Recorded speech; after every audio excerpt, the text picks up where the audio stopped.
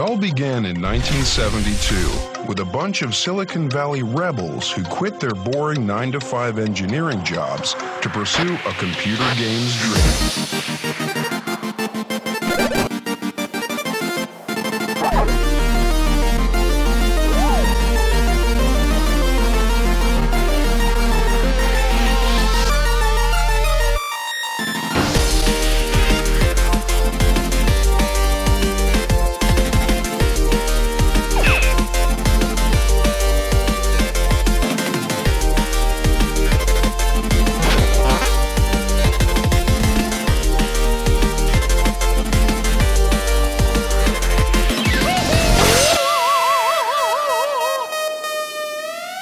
Ó, a Commodore 64, a gyermekkorom dióhéjban.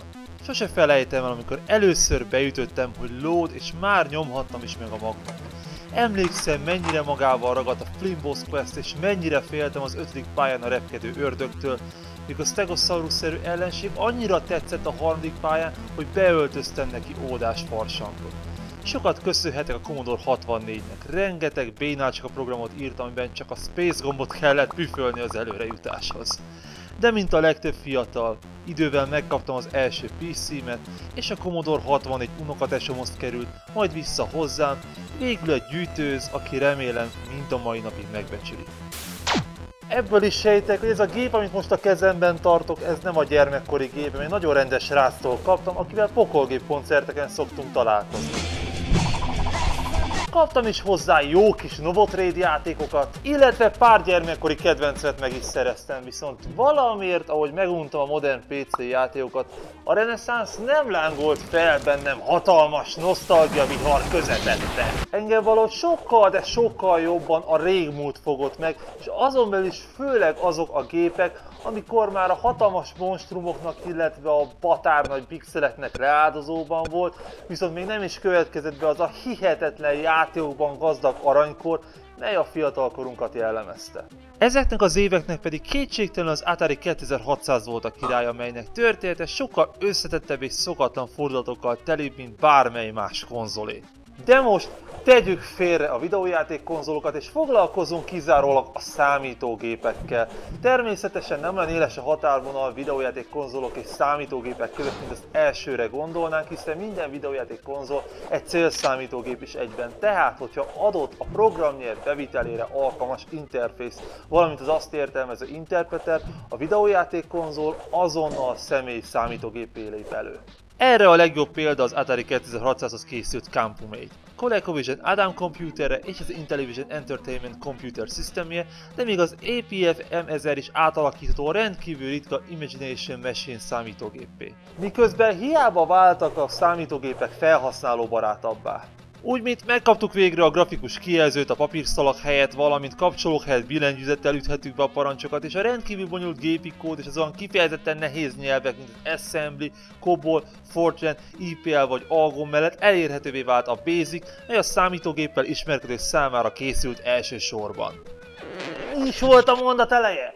Ja igen, szóval hiába váltak a számítógépek felhasználóbarátabbá, ha az áruk továbbra is magas volt, tehát éppen elegendő ahhoz, hogy elfűrészelje a társadalmi hierarchián belüli feljebb jutáshoz szükséges létrákat.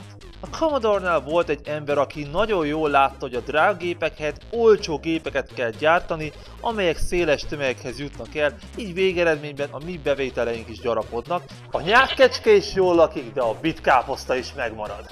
Jack Tramiel, akinek éles látása sajnos az Atari-s korszakában már csökkent, elég jól ismerte fel, hogy az elektromos írógépek mennyire jobban kellenek majd a népnek mechanikus társaiknál, hogy a MOS Technologies felvásárlással milyen hatalmas uraivá váltak a 8-bites érának, illetve hogy az iskolai és munkai gépek mellett kellene egy olyan szerkezet, amit az emberek otthon nyüstölhetnek.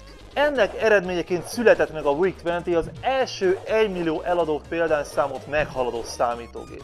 Ez lehetséges, hogy betudható a miért vennél videójáték konzolt, ha ugyanennyiért kaphatsz egy személyi számítógépet kampánynak is, melynek William Shatner volt a reklámarca, és hogyha az Enterprise-on VIC-20-t használnak és nem Enterprise 128-at, akkor az nem lehet annyira rossz cucc. Szokták kérdezni, hogy miért Commodore számítógépeim vannak, amikor az én profilomba sokkal jobban beleillenek az Atari 8 bites számítógépei.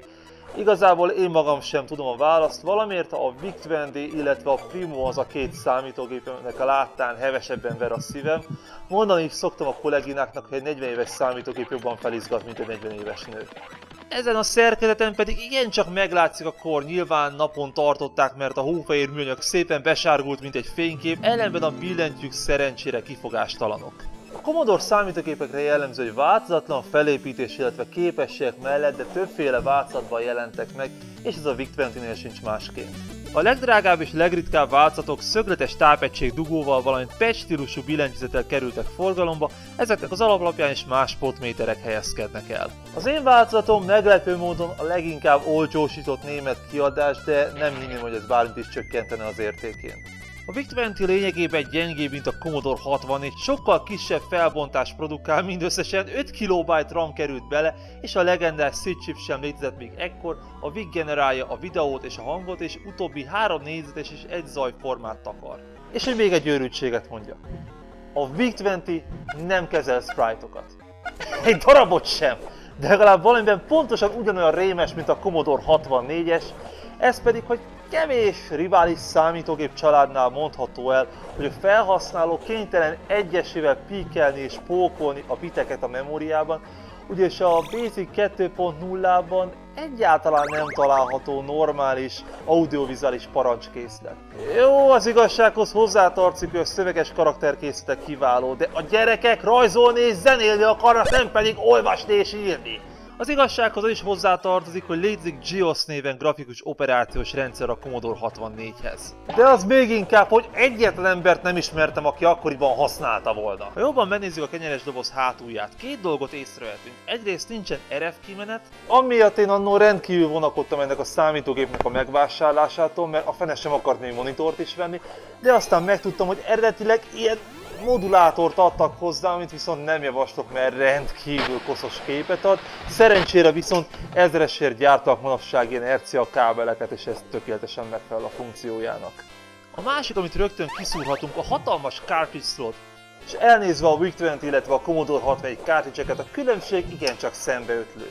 Hátul még található meg említett videóport, egy szériálport a nyomtatóknak, illetve a lemezegységnek, a kazettás egységbe menete, valamint a user port, ami gyakorlatilag modemekre, illetve munkáltal fabrikált cuccokra használható.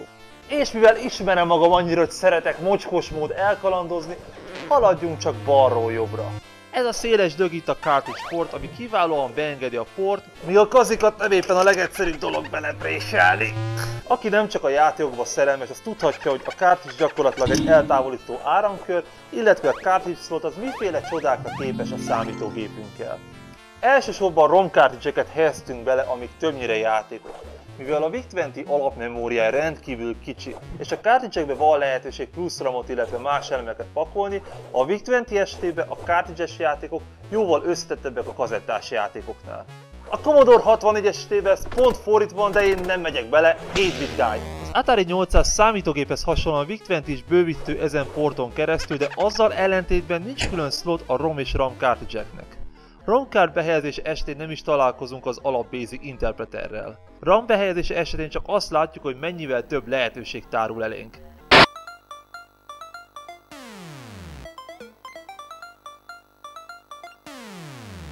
Van megoldás! 16 KB-os RAM bővítés, 5-szörös erő, angol szakemberektől!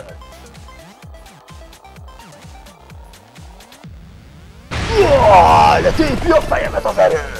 Létezik egy úgynevezett Super Expander cartridge, ami hang- és videóprogramozásra alkalmas parancsokat ad az alap Basic Interpreterre. Ez csak éppen magyarázza már el nekem valaki, hogy ezeket miért nem lehetett az alap Basicbe is beleépíteni. És gondolom sejték, hogy ezek az új audiovizuális parancsok nem kerültek bele a Commodore 64 Basic-jébe se. Értek? Kapsz 64 KB RAM-ot, egy tök jó grafikus és hangrendszert, amit nem tudsz normálisan kihasználni. De értek, a programokat csak azt tudja olvasni, aki szintén rendelkezik ezzel a cartridge-el.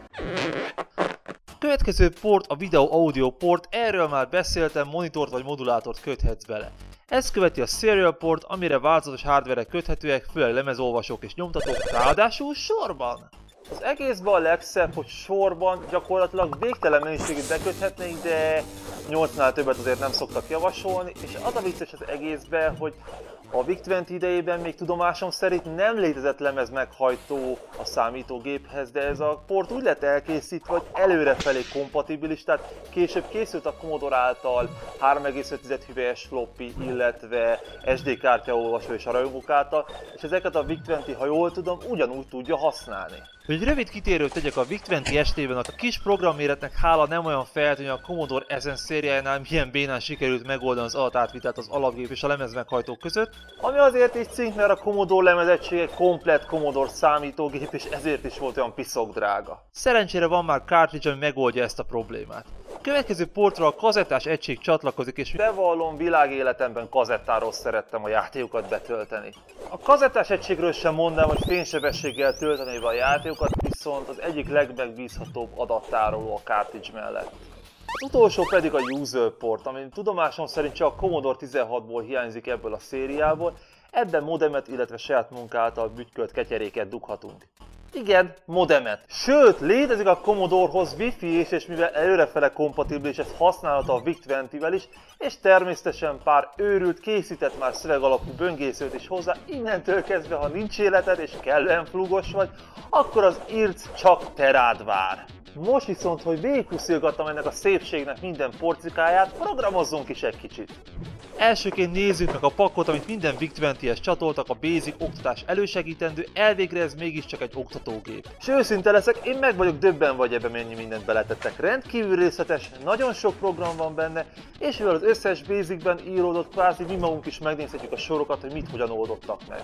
A teljesség igény nélkül van tesztprogram, akasztófa játék, gépelés oktatás, egy csomó minden, lehet, ha már nem féltem a csemetémtől a gépet, majd végigmegyünk az összesen. És mivel a 3,5 KB memória nem valami sok, rendkívül kíváncsivá váltam, hogy a kedvenc balladám az Arany János féle verszibárdok hány verszaka fér el vajon a VIC-20 memóriájában.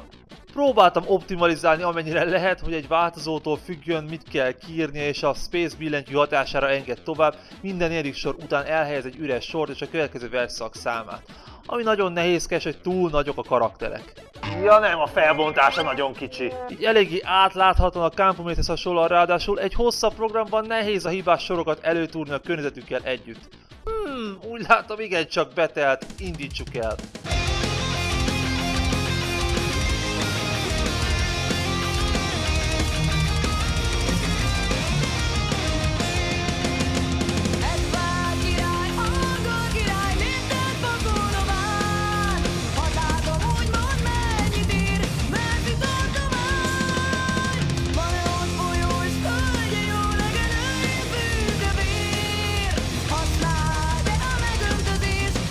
Na jó, ez örökké tartana.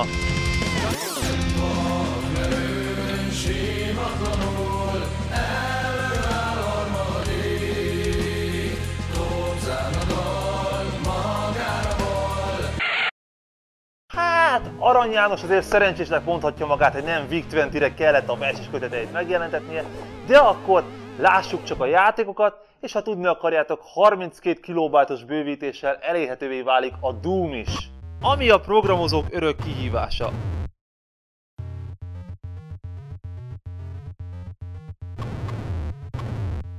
Meglepő módon a Spectrum verzió már majdnem élvezhető, a Commodore 64-es meg már kifejezetten játéknak nevezhető. Ami a VIC-20-ben furcsa, hogy egyetlen kontroller port áll rendelkezésre, vagyis leszámítva az ikerpedölös játékokat, kizárólag Forever Alone módban tolhatjuk a gámákat. A joystick port a hagyományos 8 pines, szóval a kellően elvetemültett ColecoVision irányítóval is büntethetik ezt a szerencsétlen gépet, ha már a Commodore Incorporation ezzel büntetett bennünket. Pofátlanul lemásolva az Atari joystick kényelmetlen részeit, megtoldva egy gyermekkézre méretezett talppal és a legértetlenebb helyre rakott tűzgomba, hogy a rúd maga mindig útban legyen. Sok játékhoz még ennyi sem kerül, és míg az Atari 2600 űrlövöldékben, a Commodore 60 és az NES Side-Scrollerekben, az Intellivision sportjátékokban és a videópek társasjátékokban gazdag, a VIC-20 hihetetlen mennyiségű szöveges kalandjátékot tartalmazott. Ergo rendkívül ügyesen alkalmazkodtak a VIC-20 tulajdonságaihoz, memória van, grafika nincs. Mivel nekem nincsen sem kalandjátékom, sem Doomom, dolgozunk azzal, amin van. Avenger, ez vajon?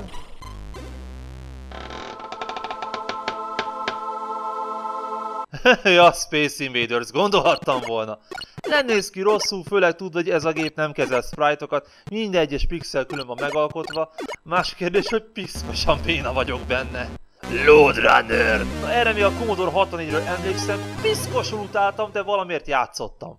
A grafika korlátait megfigyelhetjük, amikor az ellenségek másznak a létrán, fekete téglalap veszi őket körbe, de a célnak tökéletesen megfelel, és végre egy játék, amiben taktikázni és gondolkodni kell. Choplifter! No jó, őt nem pazarolom el, ugyanis ez a játék sokkal többet érdemel. A kazettás játékok különlegessége, hogy képesek használni a cartridge portba helyezett RAM-ot, így viszonylag összetett játékok is kerülhetnek a kazettás egységre. Ami viszont fura, ha egy nem megfelelő RAM bővítést helyezel be, a gép egyszerűen nem tud mit kezdeni a játékkal. Szóval, ha egy bővítetlen VIC-20 igénylő játékkal szeretnék játszani, akkor előtte el kell távolítanom a bővítőramot, viszont ha egy 3 vagy 8 kilobájtos bővítést igénylő játékkal szeretnék játszani, annak sem jó a 16 kilobájtos bővítés, mert neki a 3 vagy a 8 kilobájtos bővítés kell. Öregem, olyan béna ez a gép, hogy egy közhelyes japán klisés anime lány belepirulna, egyszerűen imádom. Direkt úgy vettem a kazettákat, hogy egyazon játékból legyen két fajta, egy bővítés, egy bővítetlen, és gyermekkorom egyik kedvencére, a Scramble-re esett a választásom. Press play on the tape, ez akkora kultmondat, hogy zenekar is választott a névnek. A VIC-20 estében nincs a Commodore 64-re jellemző vibráló csíkfergeteg, a töltés a szemünk látára zajlik, mivel a játékok nem kibírhatatlan hosszúak, nem szerveződik át a teljes közigazgatás, és nem jelenik meg a Half-Life 3, mire egyetlen játékot kipróbálhatnánk. Az alap Rabbit-féle Scramble rémesen egyszerű és fekete-fehér, szinte alig ismerem fel gyermekkorom kedvencét benne, ráadásul valamiért nagyon nehezen irányítható. A 16 kilobájttal bővített, vagyis 19,5 kilobájt memóriával gazdálkodó Anirog-féle Scramble viszont már egészen emlékeztet arra, ami az emlékeimbe éget és sokkal könnyebben irányítható. Én amúgy valami hihetetlen módon várom az Atari 2600-ra idén megjelenő Scramble 2600-at is. Ami megmutatja majd, hogy mit is tud a DPC Plus chip, fantasztikusan néz ki, remélhetően hamarosan a kezemben tarthatom.